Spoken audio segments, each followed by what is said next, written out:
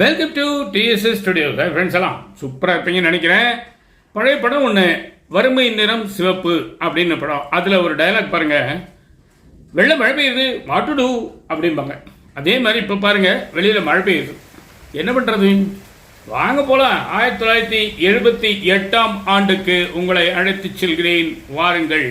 எவ்வளவு சுபிட்சமான காலம் என்பதை பாருங்கள்.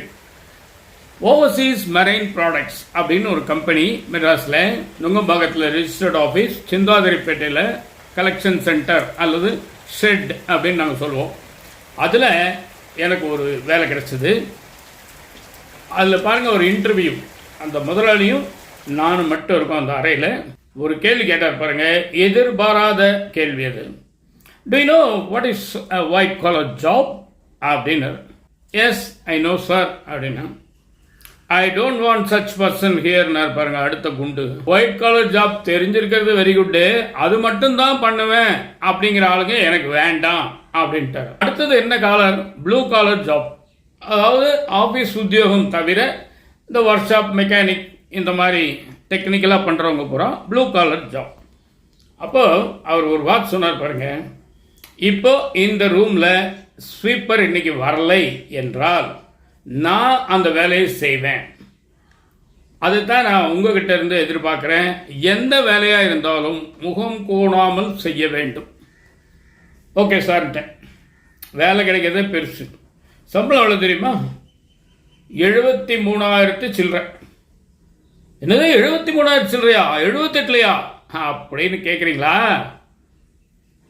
400 ரூபா மட்டும்தான், ஒன்லி 400.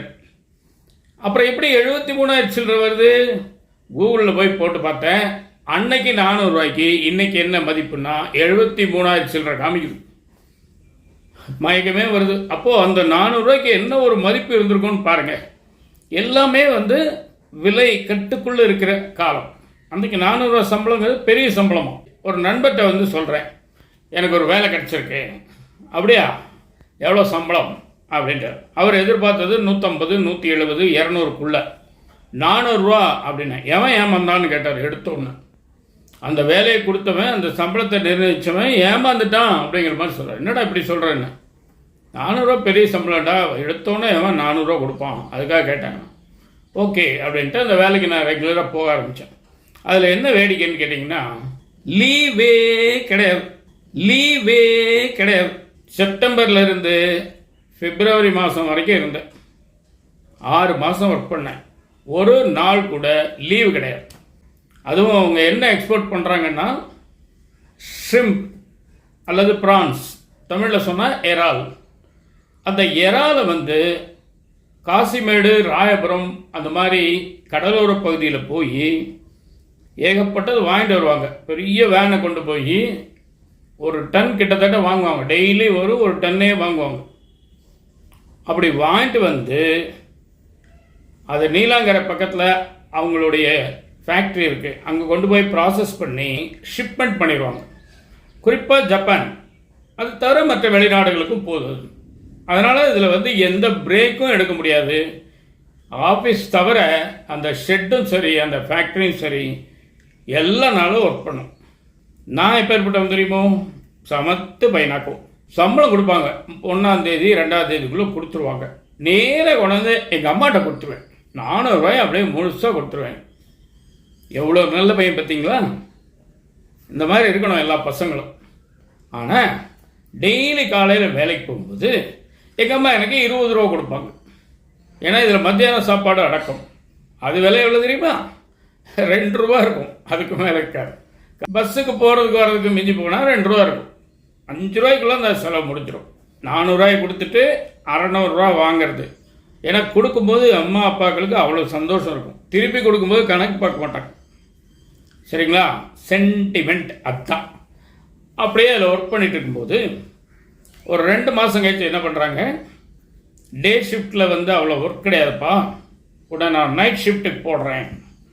சரி, நைட் ஷிஃப்ட்னா ராத்திரி வந்தால் போதும்னு நான் நினச்சிட்ருக்கேன். சாயந்தரம் 4 மணிக்கு வரணுமா. 5 மணிக்கெல்லாம் அந்த வேனை தூக்கிட்டு ராயபுரம், காசிமேடு பகுதியில் போய் நிறுத்திட்டு இந்த கட்டு மரக்காரங்க, அப்புறம் மோட்டர் போட்டுக்காரங்க, யார் யார் அதை பிடிச்சிட்டு வர்றவங்க, அவங்கக்கிட்ட இருந்து வாங்கி விற்கிறவங்க, எப்படி வேணால் இருக்கலாம். நமக்கு யாரெல்லாம் விற்க ரெடியாக இருக்காங்களோ அவங்கக்கிட்ட எல்லாத்துலேயும் அதை பர்ச்சேஸ் பண்ணி அந்த வேனில் ஏற்றி உள்ளே நிறைய ஐஸ் க்யூப்பு அதெல்லாம் போட்டு அதை அப்படியே லாக் பண்ணி சூப்பர்வைசர்னு சொல்லக்கூடிய நானும் அந்த வேனை ஓட்டுற டிரைவரும் 2 பேரும் நீலாங்கரை போய் அந்த ஃபேக்ட்ரியில் கொண்டு போய் வண்டியை நிறுத்திட்டு படுத்து தூங்கிடணும். அந்த டிரைவர் அழகாக கேபினில் படுத்துக்குவார்.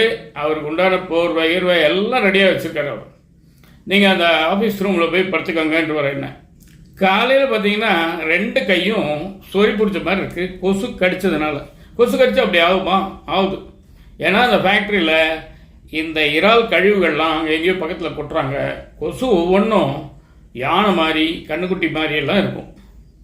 அந்த ராத்திரி பூரா தூக்கங்கள்லாம் அவஸ்தைப்பட்டு நான் பஸ் ஏறி வீட்டுக்கு வரும்போது 11 மணி ஆகிடும். 3 மணிக்கு கிளம்பிடணும் மறுபடியும். 3 சரியாக 4 மணி நேரம் அவ்வளோதான் நான் வீட்டிலே இருக்கிறேன். இப்படியே போயிட்டு இருந்தது. 6 மாதம் ஆச்சு, லீவே எடுக்கலை. 400 ரூபா சம்பளத்தை ஜனவரி மாதம் வரும்போது 450 ரூபாயா ஒரு இன்க்ரிமெண்ட் கொடுத்தாரு. அந்த ஊழியர்கள் எல்லாருக்கும் ஜனவரி மாதம் இன்க்ரிமெண்ட். என்கிட்ட சொல்லிக்கிற மாதிரி பர்ஃபார்மன்ஸ் இல்லை, அதே நேரம் குற்றம் சாட்டுற மாதிரி தொந்தரவும் இல்லை. சரி சாப்பிடு அப்படின்னு ஒரு 50 ரூபாய் போட்டார். 450 ரூபா சம்பளம், நல்ல சம்பளம். ஆனால் அந்த தொடர்ந்து லீவ் எடுக்காமல் உழைக்கிற சின்ன பாலிடிக்ஸ், ஏதோ ஒரு மனஸ்தாபம் எனக்கு பிடிக்கல. நான் மரியாதையாக சொல்லிவிட்டு ரிசைன் பண்ணிக்கிறேன், எனக்கு உடல்நிலை சரியில்லைன்னு சொல்லிட்டு நான் வெளியே வந்துட்டேன். ஆனால் அந்த கம்பெனியை என்னால் மறக்க முடியாது. அந்த மிஸ்டர் இனயத்துல்லா அப்படின்ற அந்த எம்டியும் என்னால் மறக்க முடியாது. ஏன்னா அவர் தான் அந்த வேலை அப்படின்னா என்ன, டிக்னிட்டி ஆஃப் லேபர் நமக்கு ஏற்கனவே தெரியும். அதனால் உயர்ந்த வேலை மட்டமான வேலைன்னெல்லாம் கிடையாது.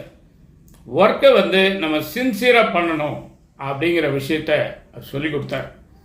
ஒருவேளை அங்கே முதல்ல போனதுனாலே என்னமோ எனக்கு எத்தனை வேலை கிடைச்சாலும் அத்தனை வேலையும் முழு திருப்தியோட ஈடுபாட்டோட சந்தோஷமாக செஞ்சேன். என்னுடைய சிட்டி கோஆபரேட்டிவ் பேங்க் வேலை உட்பட. ஏன்னா அதில் நான் வெறும் கணக்கு வழக்கு மட்டும் பார்க்கல, பல மனிதர்களுடைய மனக்குழப்பங்களை தீர்த்து வச்சுருக்கேன். பலருடைய கஷ்டங்களுக்கு நாம் வடிகாலாக இருந்திருக்கோம். பலருக்கு ஆலோசனை சொல்லி அவங்கள கொஞ்சம் ஆற்றுப்படுத்தியிருக்கோம். அவ்வளோதான். எல்லாமே சட்டத்துக்கு உட்பட்டு தான். அதை மீறி என்னாலே ஒன்றும் பண்ண முடியாது, பண்ணவும் கூடாது. சரிங்களா? இதான் இன்றைக்கி விஷயம். மழை பெஞ்சதுனால நம்ம 1978 போயிட்டு வந்துட்டோம். நிச்சயமாக இந்த விஷயம் உங்களுக்கு பிடிச்சிருக்கோன்னு நம்புகிறேன். உங்கள் கருத்துக்களை எதிர்பார்க்குறேன். மீண்டும் அடுத்த எபிசோடில் சந்திப்போமா? அதுவரை உங்களிடம் விடைபெறுவது உங்களை பற்றி சண்முக சுந்தரம், போத்தனூர், கோயம்புத்தூர். நன்றி, வணக்கம்.